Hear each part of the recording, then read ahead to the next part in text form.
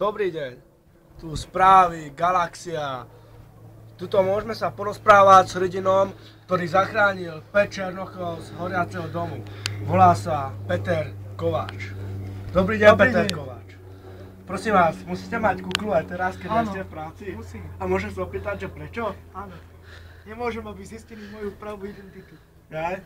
Takže ešte som sa chcel spýtať, aký to bol pocit zachrániť toľko ľudí, Dobrý. toľko. A mohli by ste rozvíjať tie vety, prosím. Veľmi dobrý pocit to bol, keď som zachraňoval. A jak to prebiehalo všetko, keď horel ten dom? Jeden skoro zomrel, ja som skočil preho a horel a dal som plasku na jeho. Áno.